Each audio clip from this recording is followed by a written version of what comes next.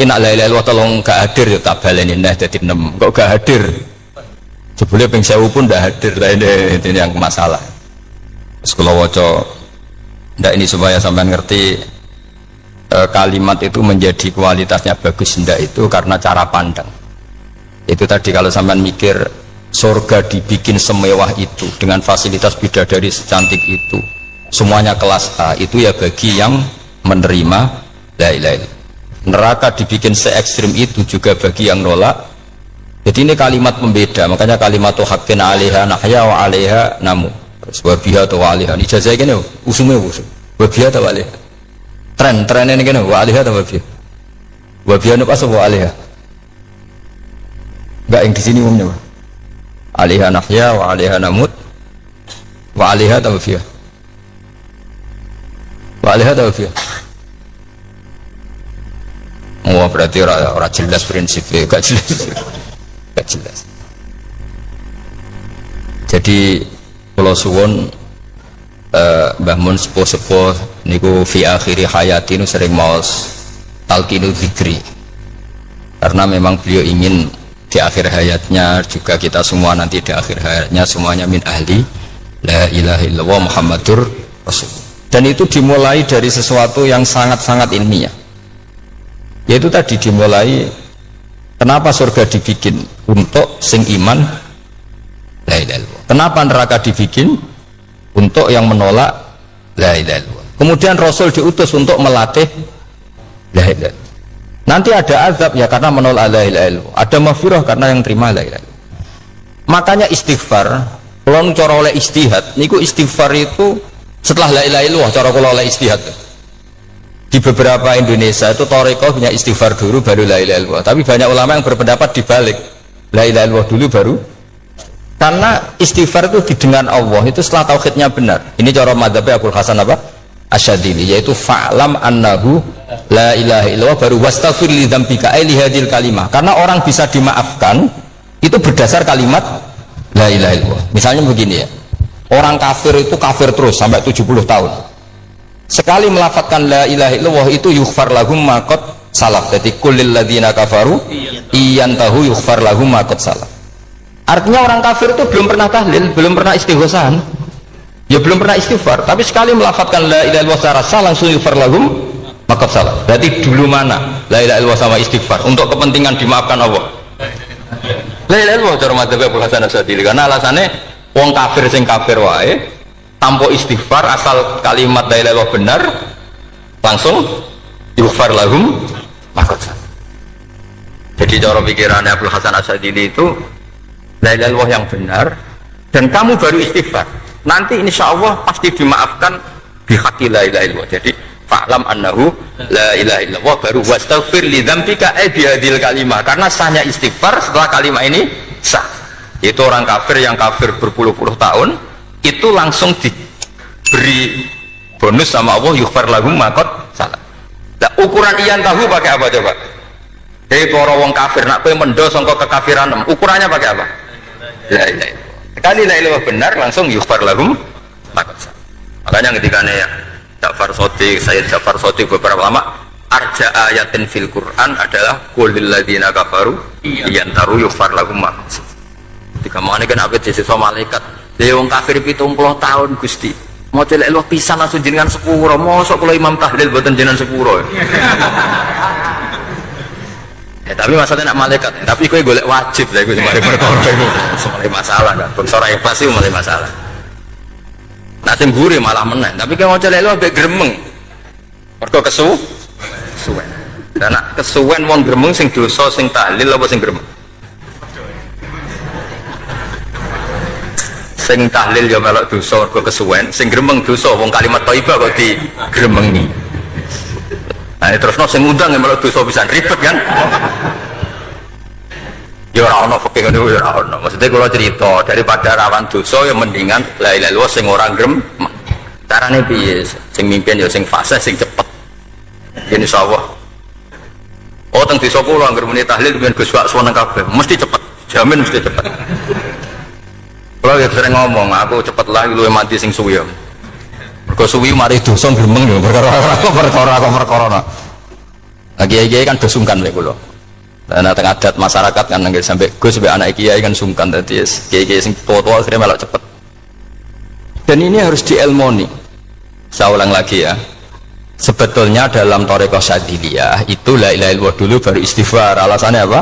Sihhatul istighfar itu ba'da sihhati la ilaha illallah. Jadi dia bawa nggih qulil ladzina kafaru iyantahu yughfar lahum ma qad salaf. Saiki intiha anil kufri, berhenti kekafiran dengan kalimat apa? La ilaha illallah. Itu langsung yughfar lahum ma qad salaf. Dan Allah ngendikan fa'alam annahu la ilaha illallah baru wastaghfir lidzam. Ai bihadil kalim. Artinya gini, bisa saja istighfar kita itu tidak didengar Allah karena tauhid kita tidak pernah benar. Mau ngelafat notok tapi tauhidnya tidak benar. Maka terus dibutuhkan latihan-latihan dari ahlul ilmi, misalnya kayak Imam Sanusi, kayak Imam Asy'ari, itu pelatihan-pelatihan la ilaha illallah dengan pemaknaan yang luar biasa. Misalnya begini, ambil saja la ilaha illallah itu dengan makna seperti ini. Tidak ada sesuatu yang maujud kecuali disebabkan oleh yang super maujud. Alam raya ini, langit bumi ini kadung berstatus maujud. Kan nggak mungkin yang maujud diciptakan yang tiada. Nak ngono mau hadhil maujudat khalaqaha wajibul wujud. Lah wajibul wujud ini yang bernama Allah Subhanahu wa ta'ala. Maka kualitas Anda iman tuh lebih tinggi. Selama ini kan enggak. Orang no pangeran kecuali Allah. Terus Allah itu yang siapa? Ya Allah yang siapa itu harus kamu berani mensifati. Allah belum pernah menceritakan dirinya di Quran kecuali beliau dia mensifati zatnya. Saya adalah sing khalaqas samawati wal ardh misalnya. Saya adalah zat yang begini. Karena itu dengan cara itu bisa dikenali. Ya, dengan cara itu bisa dikenali. Makanya Allah itu harus kita kenali, yaitu lewat ma'rifatullah. Ibadah tertinggi adalah ma'rifatullah. Ya caranya ma'rifat tadi dimulai. Gak mungkin alam raya ini kemudian diciptakan oleh al-adam, sesuatu yang tidak ada. Pasti yang namanya maujudat diciptakan yang maujud. Karena maujud ini maujud pencipta harus super. Lah super itu bahasa Arabnya wajibul wujud. Karena pencipta harus awal. Gak mungkin Fir'aun itu Tuhan lahirnya di bumi, berarti dulu buminya ketimbang Fir'aunnya. Tuhan-Tuhan yang lain juga begitu, masa dulu buminya ketimbang Tuhannya. Makanya Allah pasti Tuhan betul karena bersifat awal, bersifat qadim. Nah kalau kamu mulai latihan gitu, iman kamu itu bil bayyinah. Dan syaratnya iman yang benar adalah bil bayyinah. Bayyinah itu jelas welo-welo. Makanya semua nabi memaklumatkan diri, qul inni ala bayyinatim mir rabbi. Lam yakunil ladzina kafaru min ahlil kitab wal musyrikin munfakina hatta ta'tiyahumul bayyinah. Jadi kamu harus punya otoritatif kebenaran sing sampai welo itu layak balus syakta wal irtiyab, sudah agak bisa ragu lagi.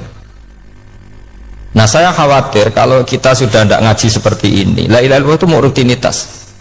Pemenang nak kasiat ribet meneng. Nak diwaca 1000 kasiat ini, nak diwaca 2000 kasiat, wah itu ngawur lagi.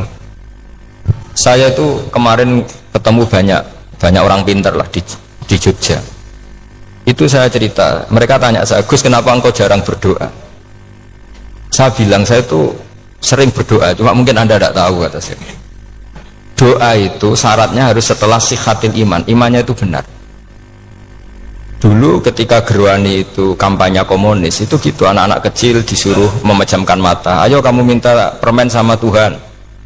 Ternyata nggak dapat permen, suruh memejamkan mata lagi, coba minta sama bu guru, terus dikasih apa? Permen. Oh berarti yang ada bu guru bukan Tuhan. Artinya apa? Kalau umat Islam ini Islam ini kamu jual dengan doa, kemudian doa dipakai tolok ukur Islam bener apa enggak, habis kan? Banyak orang ingin jadi Kapolri, jadi gubernur, jadi apa, ngundang orang-orang kondungo. Terus nyangoni akeh gak mandi, mesti dihujat deh. Dan sing dongo yang ngerti nak ramandi, potongan wong seneng duit itu kan insya Allah ramandi lah kan kira-kira gitu. Jadi korbannya itu Islam kalau terus menerus doa yang dipakai apa? Transaksi. Maka doa itu nomor 2 atau 3, nomor 1 itu ya iman tadi, ma'rifatullah itu nomor 1. Bukan doa, karena kalau doa dijadikan nomor 1 takutnya itu dipakai ukuran. Makanya ketika orang kafir minta sama Nabi, minta itu ya bahasa Arabnya doa. untuk mengubah Mekah jadi begini, untuk mengubah Mekah jadi makmur, jadi ada sungainya, roh. Nabi gak mau. Padahal Nabi kalau doa pasti mustajab apa enggak? Tapi andikan itu diturutin, maka ukuran iman selalu pakai doa. Dan itu bahaya jangka panjang, karena Nabi perso pengganti beliau-beliau kamu-kamu yang nanti doanya tidak mandi, itu bahaya, itu tidak prospek cara hitung-hitungan. Iya nak zaman Nabi doa mesti mati. Nah, ketika era sampai, dia nak kiai tenan pak. Oh doa anak sugih, anak sugih kira kiai kan ribet. Mungkin dewi kiai ora sugih kan ribet kan. Maka kita sebagai ulama itu punya hitung-hitungan. Nah beda dengan pakai ma'rifatullah. Misalnya begini, ini contoh paling gampang. Orang kafir itu dulu mengukur kebenaran Muhammad, mereka tentu manggilnya Muhammad. Muhammad, kalau kamu mengklaim bahwa orang mati bisa hidup lagi, coba mbah-mbah kamu yang sudah mati bangunkan. Kalau bisa berarti kamu benar, kalau enggak ya enggak.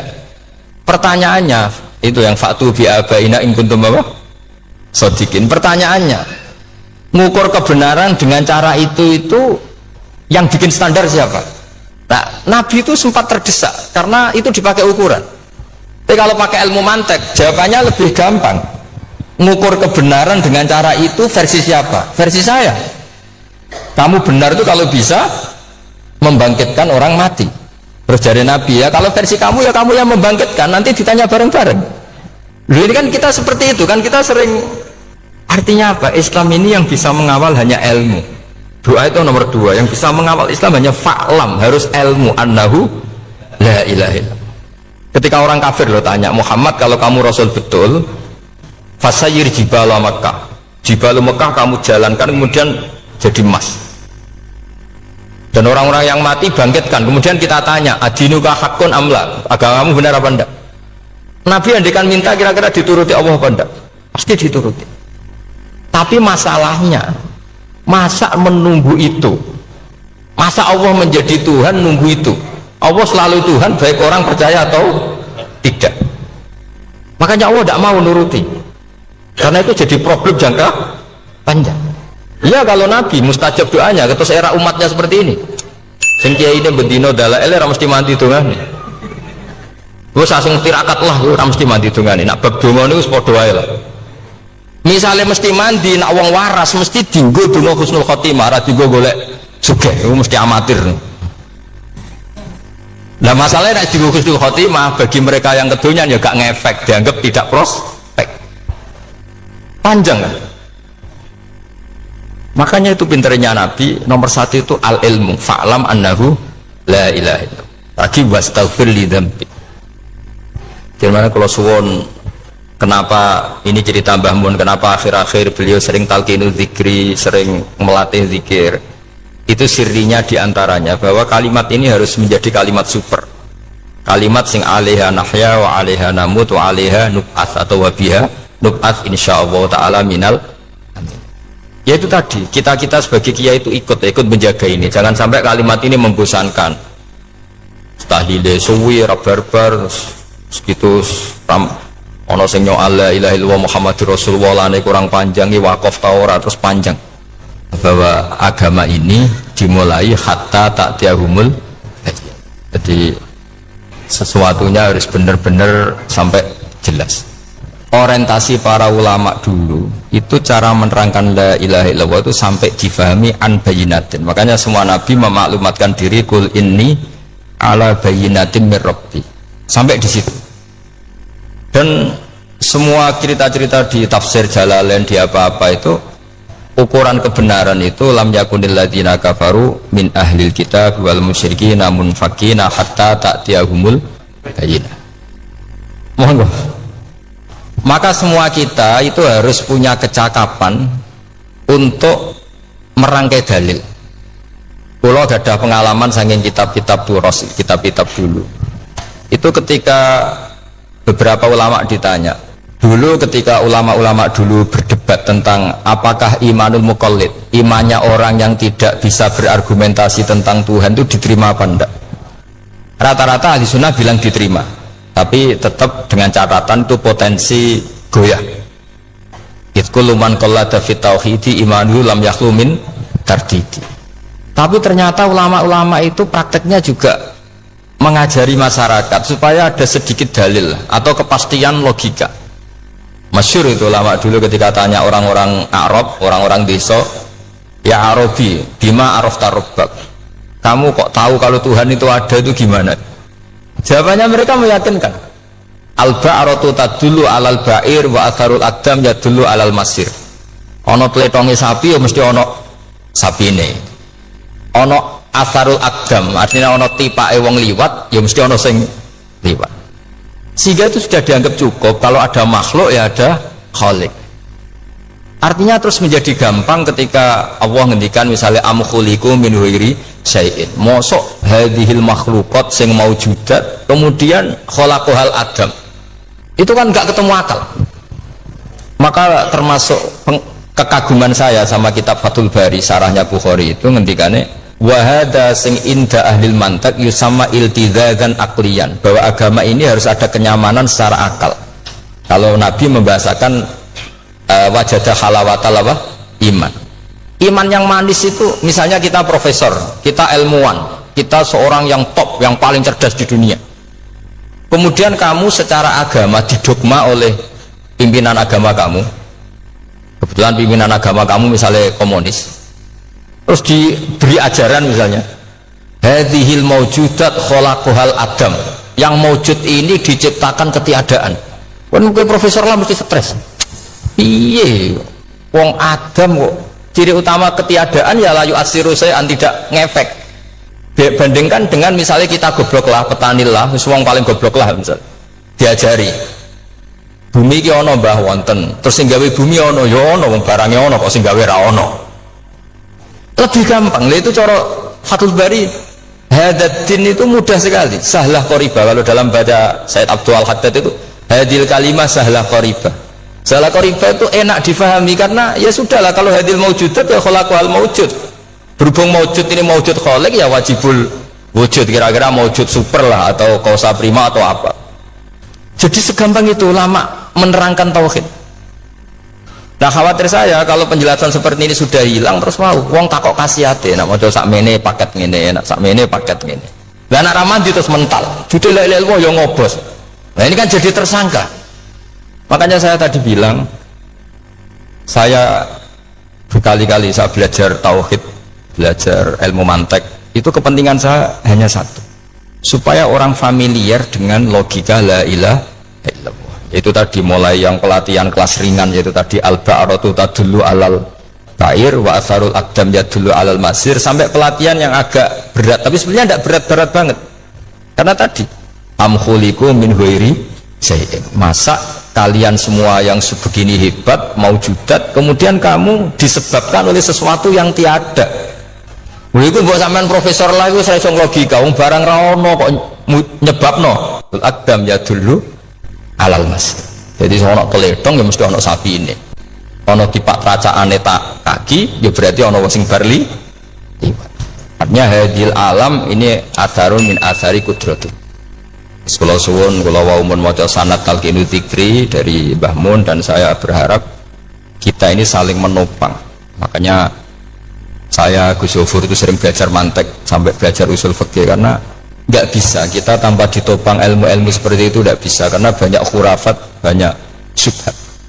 Termasuk penumpang paling gampang adalah Anda berislam secara senang, secara ceria, supaya tidak kepikiran nyuwun sewu pindah agama atau pindah ke yang macam-macam. Makanya diantara rumusnya Islam itu raditu billahi robba. Raditu itu puas, sampai cari di kamus, ridho itu puas, marem. Ojo mbok maca di pangeran Allah pah-pah. Makanya kalau berharap jenengan jangan sering berdoa, nanti gampang kecewa, karena potensi tidak mandinya lebih tinggi gitu loh.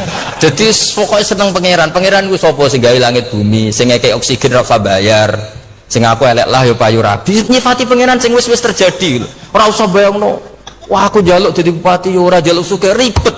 Lho kula kecelok wong alim mboten nate nyifat donga nemen-nemen. Sing wis kliwat e. Ngaku ya wong narukan nyatane payu rabi. Umume wong di mobil kaya di mobil. Umumnya wong bingung ya sering melok bingung, sudah sebetulnya. Lho kok sampean kok ora top ya coba. Wong melarat sekolah ya ora tamat, ya tetep oleh menghirup napa oksigen. Presiden seneng dadi presiden, kowe ngopi untuk utangan ya wis semeneng. Semula ra diusir bojo ya wis seneng. Sebenarnya seneng itu gampang. Mbok wis nyifati pangeran sing wis gampang-gampang lah, kayak di Quran itu nyifati Allah itu alhamdulillah alladzi atamani wa saqani. Aku melarat lah nyatane kelar mangan. Ya sudah yang gampang-gampang. Lah sampean ndak kakian donga pun sugih. Kula bolak-balik cerita, kula nanti dolani wong elek. Rayu elek sowan kula. Kula kenangan terbaik saat dadi kiai gini. Gus kula dongakno dadi sugih. Tenane, Mbak? Nggih, tak critakno. Nak bojomu iku sugih. Sing pertama ditoto apa? Omah Gus ya, omah ditoto. Sesuai mobil ditoto Alfa. Terakhir sing dievaluasi ku sampeyan. Omah wis apik, mobil wis apik, sing elek apa? Bojo mesti sampean kena evaluasi. Iku wis mesti ya udah. Akhirnya serasitor. Jadi kalau itu nanti bully yang terbaik lah. Kenangan saya terbaik jadi kiai ini dia niku. Akhirnya, iya Gus. Enggak mungkin. Omah suwapi, mobilnya suwapi. Coba yang kamu evaluasi apa tuh? Mulai. Artinya sudah lah, tidak usah. Kepengen itu dikurangi lah. Hubungan kita dengan Allah itu mensifati. Itu insya Allah pasti lebih indah. Ya misalnya kita Islam ya alhamdulillahilladzi hadana li hadza ma kunna linahtadiya laula. Sudah, tapi sekali sampean mikir, sak rewangi Islam yo mesti mlebu swarga. Oh, mesti kena was-wase setan tak jamin. Sak rewangi salat yo mesti swarga. Tapi nak sampean alhamdulillahilladzi ja'alana minas sajidin wasyakirin aman. Maka alhamdulillah itu kalimat paling keren. Makanya da'wahum fiha subhanakallahumma wa tahiyyatuhum fiha salam wa akhiru da'wahum alhamdulillahirabbil alamin. Jadi pokoke ngoten. Surip ora usah kakek njaluk karena potensi ndak mandi itu tinggi. Sampean ndak kutub, ndak ahdal, ndak abdal, ndak apa saja. Is donga is umume wong-wong lah. Dunya hasanah fil akhirati hasanah wa qina adzabannar. Hasanah mbok piye artine pokoke hasanah. Pokoke hasanah fil akhirati ya hasanah. Setara iso hasanah ya rabi jauh jenenge hasanah pokoke sementing. Karena sekolah itu pengalaman jadi kiai, soalnya wong kok kakean donga mesti kakean ngeluh. Ya karena potensinya tidak mandi. Jajal saya mendonga apa aja. Selama ini kan, juk mapan yo ora tau mapan, juk sugih yo prakus, wis diparingi cara pangeran wis maringi jebule sampean ingin lebih. Makanya saya mohon sekali, jadi hubungan dengan Allah itu nomor satu itu syukur. Syukur itu di atas takwa. Di Quran itu ada fattaqullaha la'allakum. Jadi takwa itu supaya ke derajat syukur. Karena tadilah cobalah dilatih. Saya pernah ngecek orang yang sekarang dugem menikmati maksiat dengan orang yang takwa mensyukuri tidak maksiat, itu nikmatnya itu masih tinggi nikmatnya orang yang syukur karena berhasil meninggalkan maksiat. Makanya kamu yang syukur, bengi-bengi seradi duit ning kamar wudu, bariku ngelamun jujuk esok. Yes, alhamdulillah gak maksiat. Sekarang usah bayang terus tahajud, qiyamul lail iku para habaib, para ulama wis kira ramakome lah seperti itu. Terus ramakomes. Pang itu urus radahan tempire iku alhamdulillah. Sing gampang-gampang ya. Dan itu memang ajarannya Nabi. Jadi Nabi itu kalau bikin ajaran itu orang sing asbaha aminan fi sirbi sesuatu mu'afan fi badani indahu kutu yaumi faka'an nama khizat lahu dunya bi hadafiriha. Jadi bayangkan itu man asbaha aminan fi sirbi ngontrak ya ora diusir sing di omah, kumpul mertua ya ora diusir mertua, kumpul bojo ora diusir bojo, aminan fi sirbi mu'afan fi jasadis urip nak guyu do banter wis bengak-bengok indahu kutu yaumi dina iku iso mangan iku faka'an nama khizat lahu dunya bi hadafiriha. Anggap ae itu sak donya. Lha wong paling sugih gawe kolam renang paling 100 meter persegi. Kowe ndelok laut renang kapoke. Pokoke urip sing gampang itu. Kok senengane repot to? Senengane repot. Pokoke kula kepengin jenengan syukur lah pokoke. Lha nggih malah niki pokoke niki kampanye syukur lah. Pokoke karena tadi coba yang biasa donga-donga itu dikurangi lah. Syukurnya dulu yang lho sampean tak arani, doa yang mandi itu dimulai apa? Asana Allah. Tinggi mana doa dengan syukur? Syukur. Nabi itu kalau berdoa itu nyifati Allah panjang sekali. Alhamdulillah hamdan katsiran terus wa hamdan wa fi ni'amahu wa yukafi mazida ya rabbana lakal hamdu kama yanbaghi li jalali wajhika adini sultanik la nuhsi sana'an 'alaika anta kama athnai ta'ala nafsik antal muqaddim wa antal muakhir wus panjang sampean kan gak muqaddimah suwidi dongane sing wis gak dia 13 kalau kan sering mau ikhya itu kalau muji pangeran itu sampai lupa Imam Ghazali saking panjangnya. Taman dulu dunga-dungane Nabi itu. Kalau muji Allah itu panjang sekali.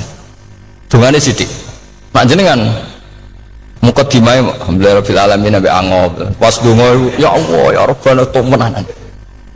Bes gak dia tiga. Jadi saya mohon sekali ya, agama ini harus bifarohin wa syukurin. Kalau donga yang paling kalau kenang sameng Mbah Mun gini, us farihi namuna amin. Semuanya kita itu pokoknya senang. Makanya kalau suwun lah, pokoknya beragama terus seneng. Rodi itu bila rodi itu kalau anak maknanya marem lah, marem di pangeran Allah itu marem. Tadu Sayyidina Ali lah, kafani izzan antakuna li robban, wa kafani fakhran an akuna laka abdan. Pun gustin tak bangga kulo jadi manusia, mergo pangerane jenengan. Cara di pangeran Fir'aun kan yo ribet wae.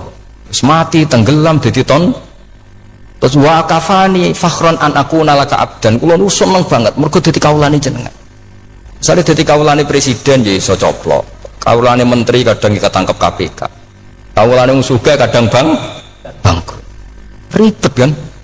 Makanya beliau ngendikan kafani izan antakuna li robban wa kafani fakhron an akuna laka apa? Abdan. Terus ini kalau rati provokatif loh. Semoga zaman akhir sampai pandeminya tenis rasukur ribet. Setelah saya jadi kiai dan penelitian, saya itu berkali-kali didatangi dokter, tentara, juga polisi. Mereka sering bilang gini, Gus saya ini dokter negeri. Saya ke NTT, ke Papua, karena saya muslim, berkebutuhan Islam, maka dibikinkan musola, dibikinkan masjid. Kalau kiai tidak bisa, bikin sendiri urunan mau narik siapa. Gitu. Mau narik tarikan di jalan yang mau nyumbang. Siapa? Tapi kalau kebutuhan negara karena tugas negara ya difasilitasi negara dan tidak dianggap misionaris karena negara. Begitu juga di beberapa negara yang non muslim kayak di Argentina, di Venezuela itu ada masjid, ada kajian Islam ya karena duta besar dan itu aparat negara.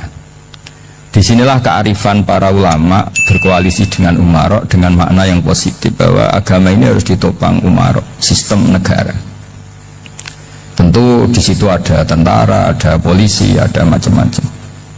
Kita sebagai kiai juga nggak berdaya di depan para bandar narkoba apa-apa kalau nggak ada BNN. Kita mau apa dengan korupsi kalau tidak ada KPK? Sehingga kearifan para guru-guru kita, mulai Mbah Maimun, bapak saya sendiri, NU, Muhammadiyah, semua ormas-ormas Islam itu pasti maulah kerjasama. Karena kita siapa ya? Kalau tidak kerjasama. Dan di antara pesan Rasulullah SAW adalah yaduwahi ma'al jamaah. Jadi apa ya, kebersamaan itu sudah berkah. Fa inna yaduwahi ma'al jamaah. Jadi berkah. Lalu kenapa saya kalau ngaji bawa kitab ini agak sebetulnya itu lazim itu suatu yang harus. Tapi karena kelamaan balik itu tidak pakai kitab, seakan-akan bawa kitab itu yang aneh. Sebenarnya aneh mereka. Karena begini logika simpelnya ya.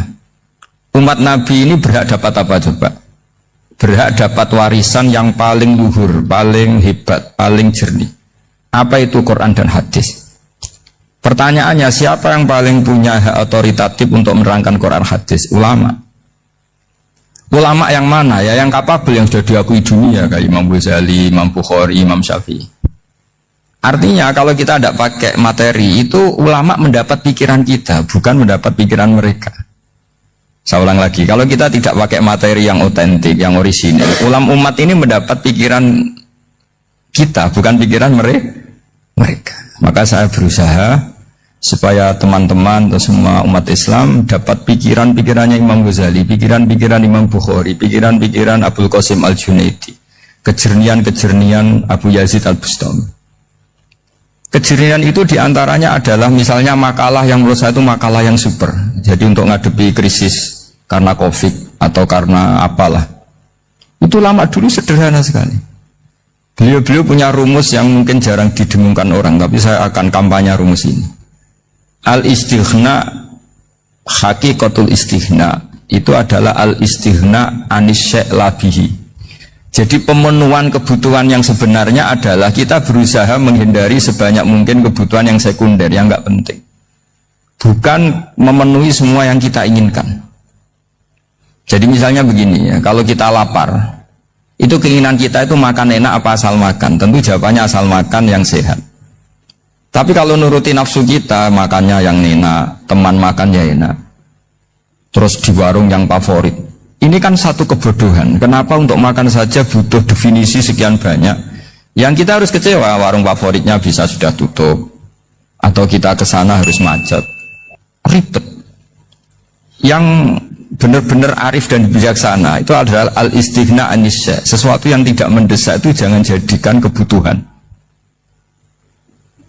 Sehingga kalau kita puasa misalnya, semua makanan itu enak karena kita sangat lapar. Sehingga Abul Qasim Al-Junaidi ketika ditanya, ma'idamu to'am, lauk makanan itu apa? Jawabannya lucu, alju, lapar. Kalau kamu lapar ya semuanya enak. Ini sudah mulai hilang.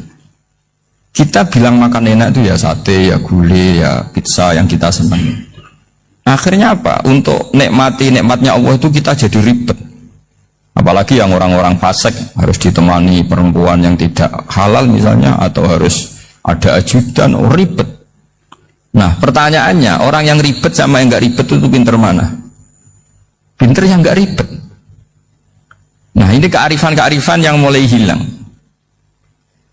Lalu siapa yang bisa mewarisi itu? Ya ulama. Jadi ulama itu cara berpikir sebenarnya simple.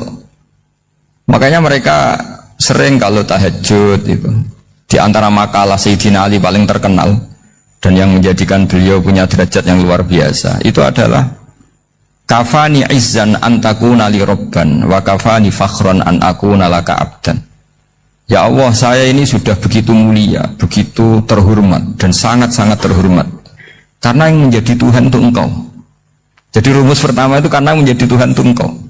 Hanya Tuhan yang abadi, Tuhan yang pertama, hanya Tuhan yang al-awwal. Coba ya Allah, kalau saya ini punya Tuhan Fir'aun, punya Tuhan mati jadi tontonan lagi, itu kerennya di mana coba? Andaikan kita punya Tuhan Fir'aun, atau punya Tuhan yang asal-usulnya manusia, apapun hebatnya manusia itu, kita punya Tuhan manusia itu. Tuhan yang lapar, yang kalau nggak makan mungkin pingsan, mungkin bisa kena COVID, nanti Tuhannya diisolasi. Kayak apa? Makanya ketika Tuhan Allah, ya Allah menyindir ketuhanan selain Allah itu, Allah hanya menyindir dengan kalimat sederhana, karena yakulanit to'am, yang kamu tuhankan itu masih makan. Hanya kalau nggak makan ya lemes. Jadi lama-lama ada orang gini, alhamdulillah tadi Tuhan mampir ke saya, kelihatannya lapar, setelah tak kasih makan sehat lagi. Susah nggak punya Tuhan yang seperti itu. Beda dengan Tuhan kita. Tuhan yang nggak butuh makan, nggak butuh minum, al-qayyum, zat yang berdiri sendiri tanpa butuh yang lain, al-awwal. Sebelum ada langit bumi sudah ada Tuhan kita yaitu Allah. Bandingkan dengan Tuhan-Tuhan yang dipertuhan yang lain, yang adanya setelah bumi, misalnya Fir'aun dan sebagainya. Sehingga Sayyidina Ali pertama jadi kebanggaan apa? Kafani izzan antakuna li robban. Saya ini keren betul karena punya Tuhan yaitu Engkau. Tuhan yang lahul asma'ul husna, Tuhan yang semuanya punya kebaikan, punya keabadian, punya keagungan. Terus wa kafani fakhron an akuna laka abdan, dan saya bangga sekali karena saya menjadi hambamu. Kalau saya jadi hambanya Pak Rektor ribet kan, sudah tak hormati ternyata nanti tidak rektor, ya kan ribet kan. Terus pokoknya ribet, jadi budaknya manusia itu ribet. Makanya ada seorang wali datang ke temannya yang jadi presiden atau jadi raja. Datang ke situ karena tidak punya uang, mau minta uang karena temannya raja.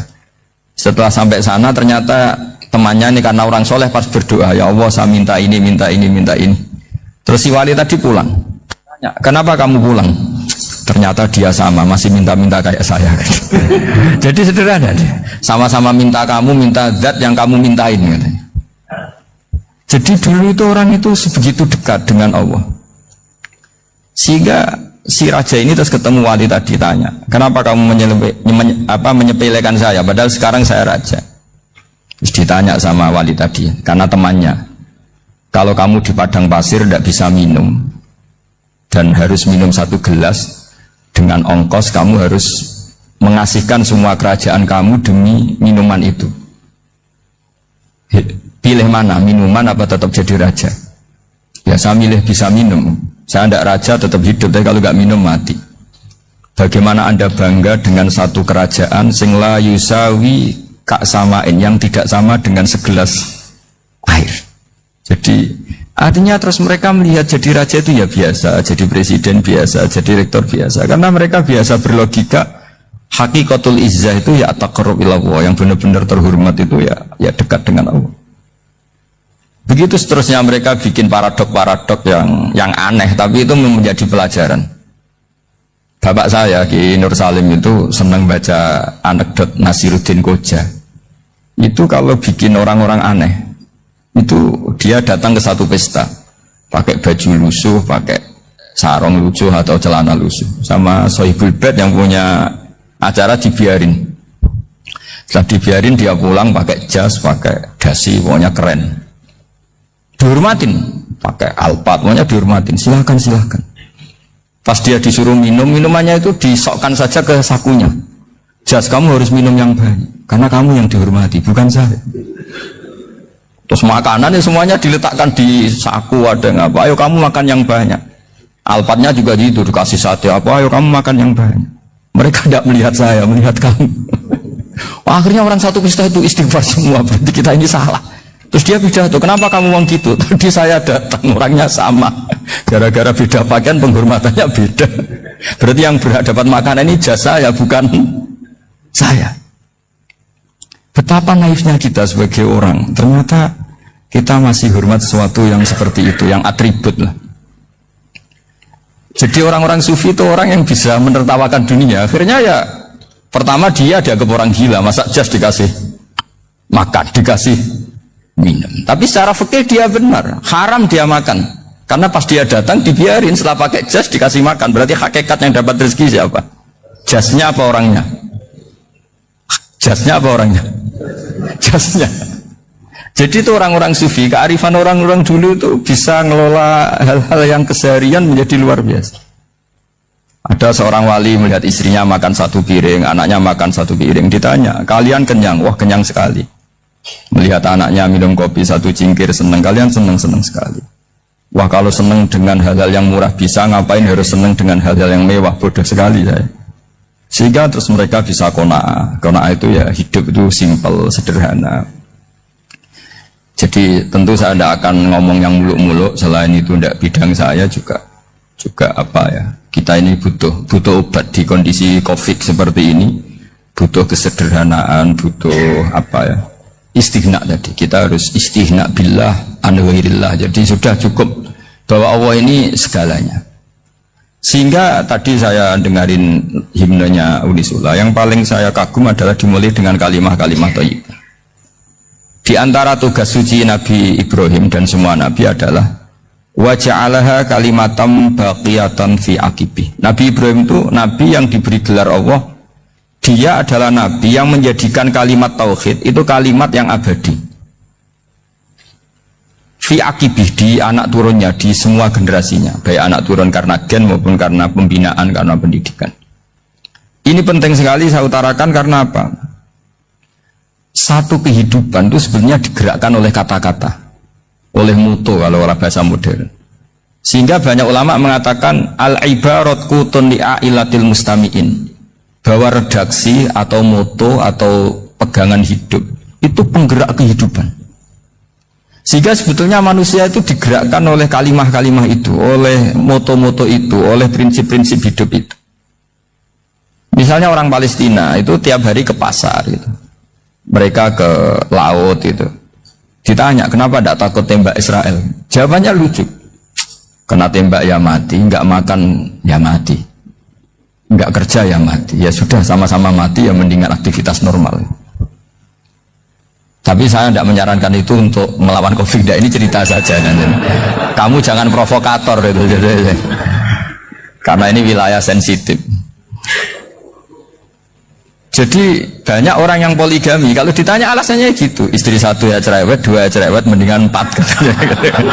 Ya banyak yang gitu. Tapi ada yang kebalikan, istri satu cerewet saja hampir jantungan, apalagi 4, tinggal matinya kan gitu. Itu semua yang menggerakkan itu kalimat. Kalimat itu satu pegangan. Banyak orang loh yang nggak ingin jadi rektor tuh banyak loh Pak Bejo. Jangan kira semua dosen ingin jadi rektor. Melihat rektor sibuk rapat mempertahankan reputasi Unisula, terus sering pegang kepala. Ngapain repot-repot? Jadi tukang sapu aja dapat gaji, ngopi, rokokan, selesai. Bodoh amat jadi rektor, mikir orang banyak. Banyak loh orang yang ingin jadi presiden tuh banyak. Karena ngopi nyaman, gak ada yang ganggu. Mau tidur sampai jam 9 siang juga gak ada yang ganggu. Sehingga mereka melihat pegawai negeri itu gak keren, orang kok diatur jam, disiplin. Itu memang cara Allah membagi rahmat. Mau kamu apakan coba? Cara syukurnya dia seperti itu. Bapak saya dulu tuh sering ngajarin saya, diajak jalan-jalan pagi-pagi. Melihat orang ngopi, makan uduk itu bapak seneng. Kok enak jadi wong apa? Ngene esuk-esuk nyemak bocah kesel kabeh kono enak ngopi rokokan. Bapak